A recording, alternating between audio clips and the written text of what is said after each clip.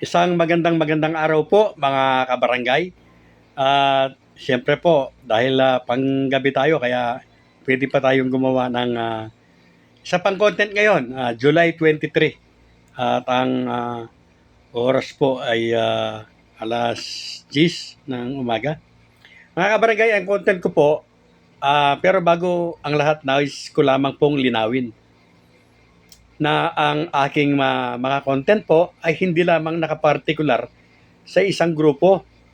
General nga po ito, naka-generalized po ito. Pwede po itong i-adapt, i-absorb ng nakaupo at ng aspirante. So hindi lamang po iisa yung sinasabi natin na makikinabang sa mga tip natin. Hindi po tayo bias. Gaya po ng pinapalabas ng ibang mga nagkokomento. Ano po? So ito po, November 1. Ano po ba itong November 1? Ito po ay araw ng mga patay. Marami po sa ating mga kababayan na mga Katoliko ang nagsisindi ng kandila sa sementeryo. Bakit ko po sinabi na ikinontent ang araw na ito? Alam po ba ninyo, ang araw na ito ay araw po ng linggo. Bawal na po yung pangangampanya.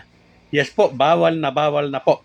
Kaya lang, kung hindi po kayo nakahanda, kung wala po kayong mga marshals, wala po kayong mga leaders, paano po ninyo malalaman na meron na palang pamimili ng boto sa sementeryo? Inaasahan po ba ninyo yan? Ito po ay nakapatungkol lalong-lalo na sa mga barangay po na uso ang bilihan ng boto. At lalong-lalo na po sa mga barangay na may isang sementeryo lang.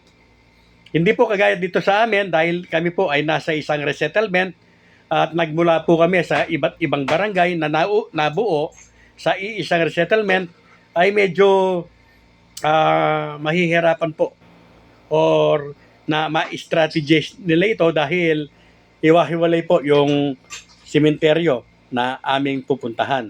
So, ito po ay para po sa mga barangay na malalaki na may iisang sementeryo lamang na pupuntahan po ng mga butante natin. Yes po, kailangan po ay ipakalat ninyo ang inyong mga watchers at mga leaders na magbantay. Bukod sa sila po ay dumalaw na sa kanilang mga mahal sa buhay, siyempre po kung mga leaders mo naman yan at mga watchers or marshal mo yan, ay kailangan pong maging observant sila. Yes po, kailangan inoobserbahan po nila ang kapaligiran. Baka nga po yung isa, maaring aspirante na namimili ng boto sa sementeryo or maaring nakaupo. Mga kabarangay, malaki po at marami po ang pwedeng magawa ng mga gustong manalo sa pamimili ng boto. Yes po, at isa na po yan. Ito nga pong undas na ito.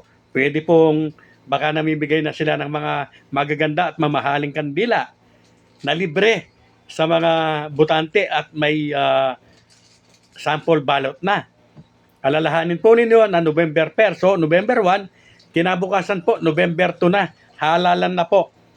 So, sana po magkabila, nakaupo man or aspirante, ay para ma-avoid po natin itong mga ganitong klase po ng pamimili ng boto, kailangan po lagi tayong nakahanda.